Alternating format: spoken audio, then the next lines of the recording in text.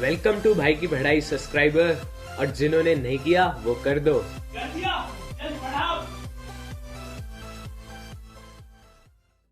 आओ, दिमाग की दही तो हो ही गई है, अब भड़ता भी बना ही लेते हैं। हम बात करेंगे आयंस की। यारो, कुछ एलिमेंट्स पर चार्ज होता है, तो ये कुछ एलिमेंट्स जिन पर चार्ज होता है इन्हें हम आयंस कहते हैं। अब आयंस दो तरह के होते हैं, पॉजिटिव आयन जिन्हें कटायंस भी कहते हैं, और दूसरी तरफ नेगेटिव आयंस, इन्हें हम अनायंस भी कहते हैं। अब ये आयंस के बारे में बताने का क्या मकसद था?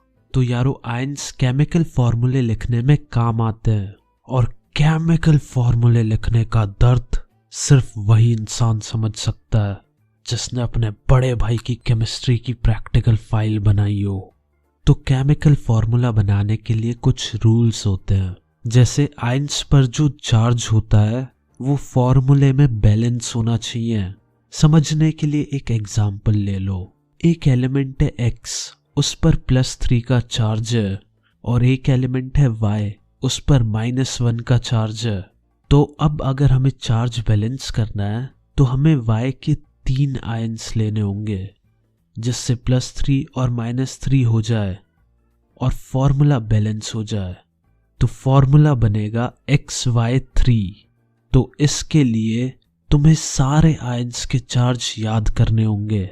एक रूल और है, फॉर्मूला में अगर मेटल और नॉन मेटल हैं तो पहले मेटल का नाम लिखा जाएगा, यानी जिस पर पॉजिटिव चार्ज होता है वो पहले लिखा जाएगा। जैसे यहाँ पर X पर पॉजिटिव चार्ज था और Y पर नेगेटिव, तो हमारा फॉर्मूला जो बना वो XY3 बना, क्योंकि हमें हमेशा पॉजिटिव को पहले लिखना होता है। अगर हम Y3X लिखेंगे तो वो गलत हो जाएगा। एक रूल और है, अगर पॉली एटॉमिक आयन पर फॉर्मूले में कोई नंबर होगा तो वो ब्रैकेट लगाकर लगेगा। अभी तुम्हें ये बात ढंग से समझ नहीं आएगी, लेकिन मैं बाद में तुम्हें एग्जाम्पल के साथ समझा दूंगा। चलो अब देखते हैं कि फॉर्मूले कैसे बनते हैं। जैसे मान लो हमने 2 आयन उठाए, एक हाइड्रोजन और एक सल्फाइड। तो पहले तो हमें इनके चार्ज पता होने चाहिए। हाइड्रोजन का होता है +1 और सल्फाइड का होता है -2। तो अब हम इन चार्जेस को क्रॉस मल्टीप्लाई कर देंगे, तो फॉर्मूला बनेगा H2S। तो हाइड्रोजन सल्फाइड का फॉर्मूला होता है H2S। हमने क्रॉस मल्टीप्लाई इसलिए किया ताकि चार्जेस बैलेंस हो जाए। चलो अब पॉली एटॉमिक आयन वाला एग्जाम्पल लेते हैं। इस बार हम कैल्शियम हाइड्रोक्साइड का फॉर्मूला बनाएंगे। तो Ca यानी कैल्शियम पर चार्ज होता है +2 और हाइड्रोक्साइड पर चार्ज होता है -1। तो अब हम यहाँ पर दोबारा क्रॉस मल्टीप्लाई करेंगे और हमारा फॉर्मूला बन जाएगा CaOH2।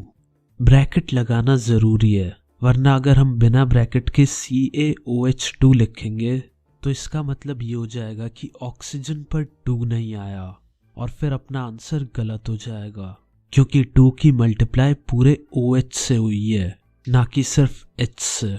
बताओ यार, मैथ्स में तो फॉर्मूले थे ही, अब साला केमिस्ट्री में भी फॉर्मूले आ गए।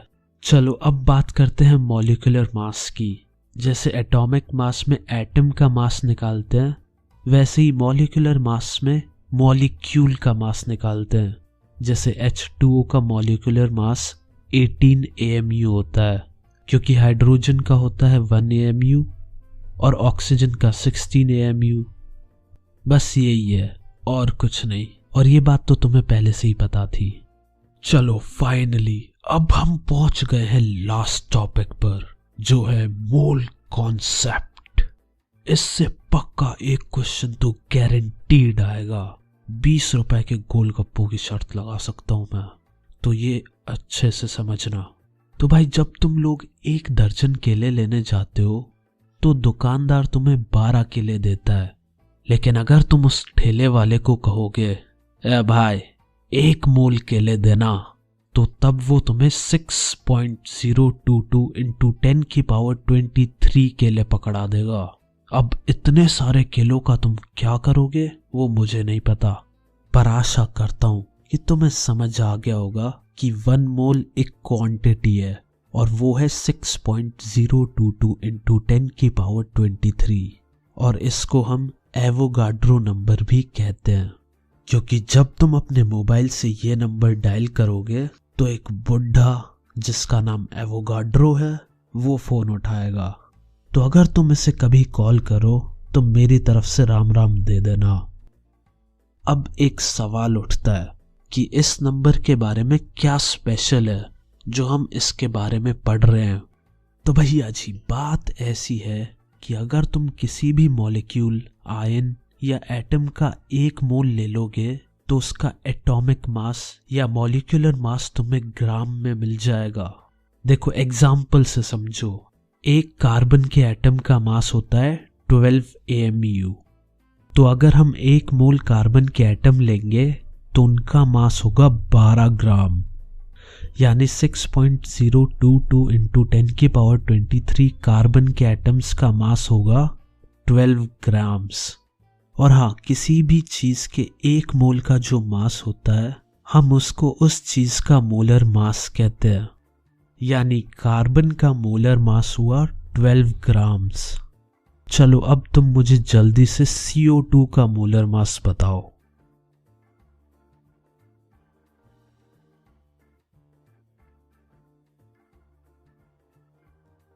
आओ देखते हैं CO2 का मोलर मास कितना है।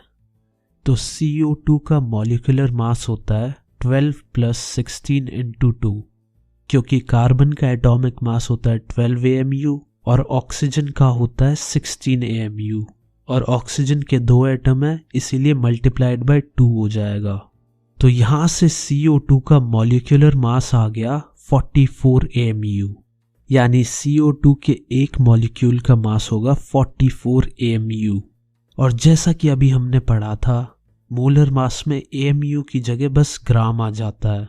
तो अब 1 मोल ऑफ CO2 का मास हो जाएगा 44 ग्राम, यानी 6.022 इंटू 10 की पावर 23 CO2 के मॉलिक्यूल्स का मास होगा 44 ग्राम्स। अच्छा अब ये बताओ कि 88 ग्राम ऑफ CO2 में कितने मोल्स होंगे। वैसे तो तुम लोगों का आंसर क्वेश्चन देखते ही आ गया होगा, लेकिन फिर भी बता ही देता हूं। Number of moles equals to given mass upon molar mass होता है, यानी n equals to small m upon capital M, जहां n होता है number of moles, small m होता है गिवन मास और मोलर मास को हम कैपिटल M से रिप्रेजेंट करते हैं।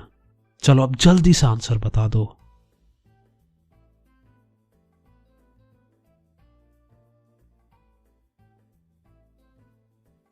बिल्कुल सही, 88 ग्राम ऑफ CO2 में CO2 के 2 मोल्स होते हैं।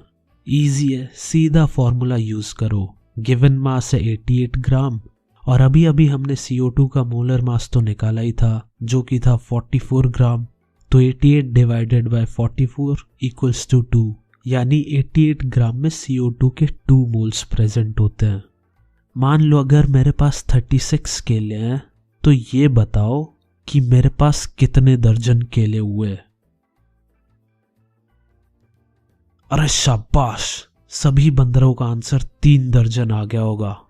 चलो अब यही लॉजिक यूज करके बताओ कि अगर मेरे हाथ में हाइड्रोजन के 24.088 इंटू 10 की पावर 23 एटम्स हैं तो मेरे हाथ में कितने मोल्स हैं हाइड्रोजन के।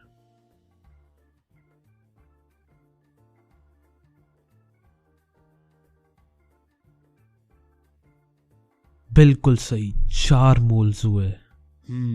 देख रहा हूं बंदर धीरे धीरे समझदार होते जा रहे हैं। सिंपल है, 24.088 इंटू 10 की पावर 23 को एवोगाड्रो नंबर से डिवाइड कर दो जो कि है 6.022 इंटू 10 की पावर 23 और तुम्हारा आंसर आ जाएगा 4। और ये फॉर्मूला भी होता है number of moles equals to number of particles upon Avogadro number, यानी n equals to capital N upon n naught, जहां n होता है नंबर ऑफ मोल्स और कैपिटल N होता है नंबर ऑफ पार्टिकल्स और n नोड होता है एवोगाड्रो नंबर। तो बस अब ये याद रख लेना कि n equals to m upon capital M equals to capital N upon n naught. और देखना बस इसी फॉर्मूले से तुम्हारे सारे क्वेश्चंस हो जाएंगे। चलो अब फाइनल और सबसे हार्ड क्वेश्चन करते हैं।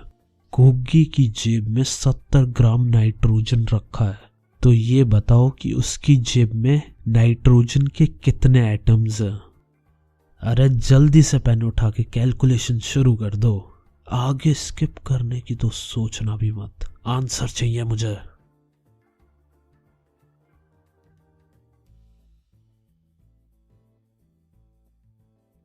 आओ मेरे क्यूट क्यूट से बंदरों, देखते हैं कि गोगी की जेब में कितने n के एटम्स हैं। तो फॉर्मूला सीधा है, m upon capital M equals to capital N upon n naught. हमें गिवन है गिवन मास जो कि है 70 ग्राम और नाइट्रोजन का मोलर मास होता है 14 ग्राम, जो कि हमें पहले से ही पता है। और हमें यह भी पता है n नोड होता है 6.022 इंटू 10 की पावर 23। तो अब सीधा given mass upon molar mass equals to number of particles upon Avogadro number में वैल्यूज डाल दो और आंसर आ जाएगा। 70 upon 14 equals to capital N upon 6.022 into 10 की पावर 23, जो कि होगा 5 इंटू 6.022 इंटू 10 की पावर 23 इक्वल्स टू N। और यहाँ से N आ जाएगा 30.11 इंटू 10 की पावर 23, यानी गोगी की जेब में 30.11 इंटू 10 की पावर 23 एटम्स है नाइट्रोजन के। देखा, इजी पीजी था। तो आज का मॉरल है, बनाना को बहुत सारे एटम्स बनाते हैं, इसीलिए केले को कभी अकेला मत समझना। सिर्फ बनाना। 3, 2, 1. You'll never have the sacred stone. Oh, this you crazy mother.